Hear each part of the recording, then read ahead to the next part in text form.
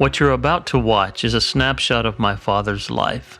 This compilation of images and conversations is dedicated to him, his life, and his memory. Over the years, I've become more aware of the brevity of time. Just yesterday, my children were babies, and now they are all on their own, living full and productive lives. My brothers and I are middle-aged. My father, Charles Carroll Powers, is advanced in years and moves more slowly than he used to, and sometimes he will doze off during lulls in conversation. He is, however, young at heart and vibrant of mind. He has been a pastor for more than 6 decades. My father served in the Second World War. He married twice and fathered 4 sons, and he is the son of a different era. Television journalist and author Tom Brokaw called my dad's generation the greatest generation in his book by the same title. All my life, my father has told stories, tales about our ancestors and their experiences, and recollections of his own experience. He speaks about the good and the bad, and both with honesty and clarity. Of course, there's so much more to my father than what you will see and hear in this film. He is a quiet, unassuming man that has lived his life with as much integrity as anyone I have known, and I respect him greatly.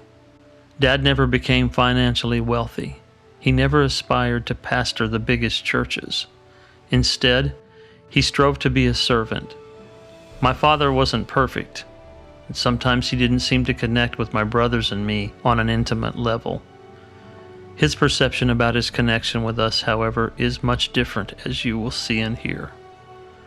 I've always known one thing about my father. He loved me unconditionally. Without a doubt, I know that I will always have a place in his home and in his heart.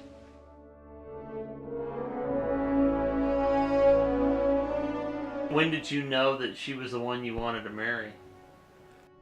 Well, it was a very short time, and in the meantime, I had made a trip to Denver where she lived, and she had come home from Pasadena College and was at the Kearns residence in Denver. And so I made a trip there by train to Denver and met her folks and her again. How was the meeting of her folks, of Grandma and Grandpa? Well, it seemed to be good. I don't know whether they thought I had a lot of money or what, but it was good time, Yeah. you know. You went back to Red Oak.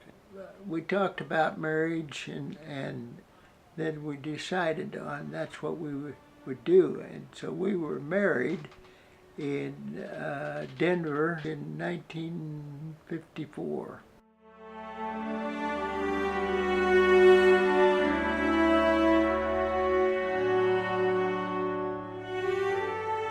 The Totem Park Church of the Nazarene in Fairbanks had been organized. There were 12 members that came from First Church and established a church at Totem Park in College, Alaska, which was just a short distance from the University of Alaska. My dad made bookcases, and so he loaded them on top of my car, 2 bookcases, and that's how I traveled from there. And I stopped with Marvin. Marvin was pastoring in southern Colorado. Mom was with you? Yes. How long did it take to get there? Well, at that time, the Alcan Highway was primarily gravel all the way. And so it took us probably, the way I remember, 3 or 4 days to drive that. And a lot of dust. Was there any place to sleep? Well, I can remember that one night we stayed in some log cabins. And it was cold, and we were in these cabins with wood stove, no water, and just really a pioneer. It was probably pretty lonely for her, but I kept busy pastoring the church, making calls, working out problems of space and everything, and so it really kept me busy.